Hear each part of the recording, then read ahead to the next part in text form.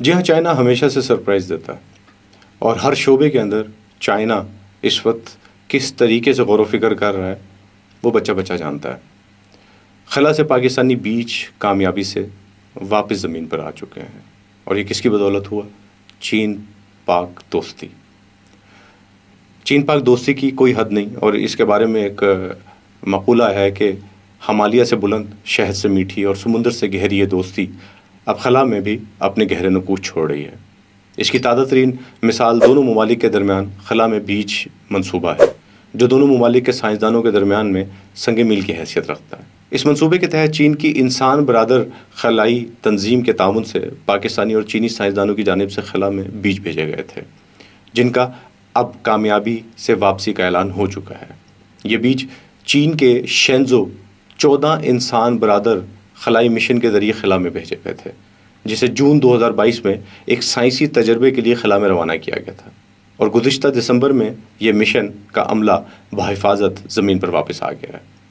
یہ پہلا موقع ہے جب دونوں ممالک کے سائنسدانوں کی مشترکہ کاوشوں سے پاکستانی ادویاتی بیج خلا میں بھیجے گئے، جو نہ صرف دوسرے سیاروں پر مزید تحقیق کے بے پناہ مواقع فراہم کریں گے، بلکہ گلوبل وارمنگ کے سبب شدید موسمیاتی حالات میں زمین پر پودوں کی کاشت کو بھی آسان بنائیں گے۔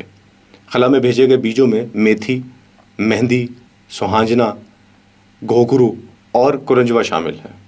دوسری جانب یہ تجربہ چین پاکستان سائنس اور ٹیکنالوجی تعاون میں ایک سنگ میل کی حیثیت رکھتا ہے، اور یہ ان دونوں ممالک کی دوستی کی تاریخ میں بھی درج کیا جائے گا۔ ساتھ ساتھ یہ منصوبہ پاکستان کی سائنسی تحقیقی تاریخ میں بھی ایک نمایاں پیش رفت ہے۔ بنیادی طور پر خلا میں بیج منصوبہ محققین کو علم اور وسائل کے اشتراک کا ایک پلیٹ فارم فراہم کرتا ہے، جو معاشی ترقی کے لیے لازم ہے۔ اسی باعث اس منصوبے کو خلائی سائنس، جڑی بوٹیوں کی ادویات اور تحقیق کو آگے بڑھانے میں ایک اہم سنگ میل کی حیثیت حاصل رکھتی ہے۔ ساتھ ساتھ یہ امید بھی ظاہر کی جا رہی ہے کہ جلد ہی پاکستانی خلا باز چین کے ساتھ خلائی مشن میں شامل ہوں گے۔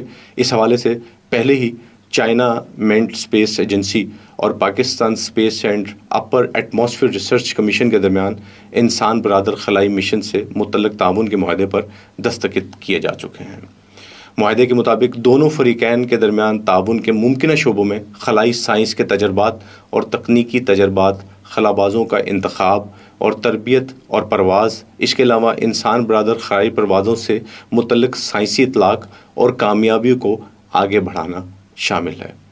تاریخی اعتبار سے دونوں ممالک نے سائنس اور ٹیکنالوجی کے شعبے میں ایک دوسرے کے ساتھ 1976 میں ایک بین الحکومتی معاہدے پر دستخط کیے تھے۔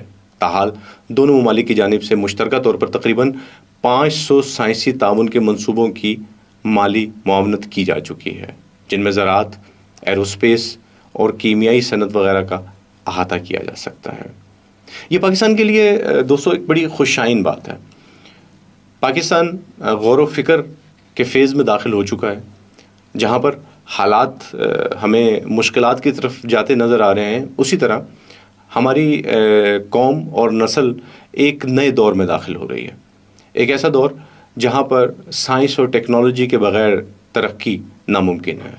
اور سائنس اور ٹیکنالوجی حقیقت میں ہے کیا؟ وہ ہے عقل اور فہم کا استعمال۔ اب پرانا چورن نہیں بکے گا۔ اب اگر لوگوں کو آگے بڑھنا ہے، ترقی کرنی ہے، اپنا مقام بنانا ہے، اس کے لیے ان کو محنت کرنی پڑے گی، غور و فکر کرنی پڑے گی، سوچ و وچار کرنی پڑے گی۔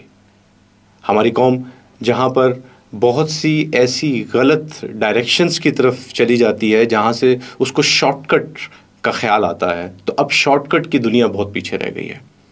اب آگے وہی بڑھے گا جس میں دم ہوگا۔